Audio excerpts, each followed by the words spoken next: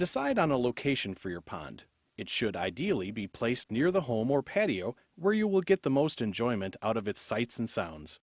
Lay out a garden hose in a naturally curving shape to define the pond's edge. When you have finalized the shape of your pond, use a can of marking paint to outline the perimeter. This will be your guide when you start digging. After marking out your pond, you should now choose the placement of your microfalls and microskim. The falls usually faces the main viewing area, either at the end of a stream or on the edge of the pond itself. The skimmer should be placed at the pond's edge opposite the waterfall to achieve maximum water circulation. By laying out the plumbing before you dig, you save yourself the trouble of having to dig up the berm to trench the pipe later. Simply bury it in the berm area with the excavated dirt from the pond and dig a trench for the remainder of the pipe run to the skimmer inlet. To attach the plumbing to the microfalls, you will need to install the bulkhead fitting and the male pipe thread adapter. Insert the bulkhead through the inlet in the back of the filter. Be sure the rubber gasket is on the inside to ensure a watertight seal. Use a pair of channel locks to tighten the seal. 1 or 2 turns past hand tight should be sufficient. Place a bead of silicone around the threads of the barbed hose adapter to ensure a leak-proof connection. Thread the fitting into the bulkhead and give it a few turns to secure it. Again, be sure not to over-tighten. Set the microfalls and dig it in. The microfalls needs to be on level ground, so mark out the area where it will sit. Be sure to tamp the area thoroughly to avoid settling. The unit should be level side to side and pitched slightly forward from front to back. Before you connect the kink-free pipe to the barbed hose adapter, slide the provided clamp over the pipe. Firmly attach the pipe to the barbed fitting and secure the clamp around it. With the microfalls properly connected, you can now begin to excavate the pond. Your micropond should be dug somewhere between 18 to 24 inches deep. The best way to achieve this is to dig the pond in shelves. Using your paint markings as a guide, dig the first level approximately 1 shovel head deep. As you dig the first shelf, you should also begin to work out a rough hole where the microskim will be set. Once the first shelf is excavated, use your marking paint to outline the second. Be creative and avoid mimicking the contour of the first shelf. Repeat the process on the third and final shelf until you've reached your 2-foot maximum depth. Now is the time to hook up the microskim. Place the unit in the rough hole you have prepared for it. Your skimmer should be level both front to back and side to side. It is important to determine the water level of your pond before completing the installation of your microskim mechanical filter. Use a laser level, transit, or a simple string level to assist you with this important step. Your water level should be set so that it comes to about 3/4 of an inch below the top of the faceplate opening.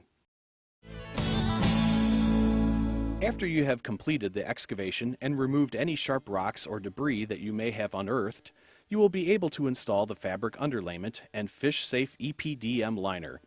First, unfold the underlayment and lay it out over your pond. Starting in the lowest tier, remove the slack from the fabric by conforming it to the shape of the shelves. Repeat this process with the EPDM liner. Make certain there is enough extra liner around the edges of the pond to avoid low edges.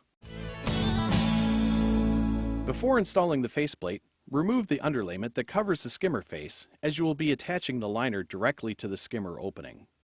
With the underlayment out of the way, you are ready to affix the microskim faceplate. Lay the liner against the front of the skimmer. Use an awl, screwdriver, or marking tool to draw the opening from the inside. Once you have this mark, etch a second box approximately 1.5 inches inside the outline. Cut out the second box. This will leave an opening large enough to insert the faceplate with a snug fit. To make certain the faceplate screws line up with the microskim, temporarily install the top 2 corner screws. Once it is lined up, loosen the screws, but keep them attached to the faceplate and liner as you will pull the faceplate away from the skimmer. Apply a generous bead of silicone around the opening on the skimmer. Make sure the silicone covers all of the screw inserts to ensure a waterproof seal. Once you have applied the silicone, put the faceplate back on using the screws you have already lined up. Finish the installation by threading in the bottom 2 corners and the remaining screws after that. Be sure to allow at least an hour for the silicone to cure before adding water.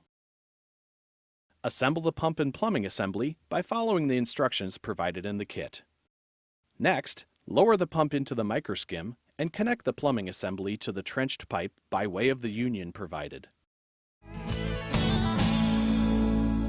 It is both functional and aesthetically pleasing to cover your liner with rocks and gravel. Rocks and gravel protect the liner from ultraviolet rays and provide surface area for beneficial bacteria to colonize. Begin by placing larger boulders around the edges of the shelves. Start at the bottom to hold the liner in place as you move upward. For a more natural appearance, use a mix of small and large rocks. Having built up a secure wall around the shelves, you may now fill in the cracks and flat surfaces with gravel of varying sizes. Cover all of the exposed liner and backfill behind the rock shelves for added stability. If you will be including the optional underwater lights in your pond, it is easiest to position them now so that they can be hidden amongst the rocks. Face them away from the viewing area for the most dramatic lighting effects. Wrapping excess cord around the fixture will allow you to bring the lights above water level if maintenance is required.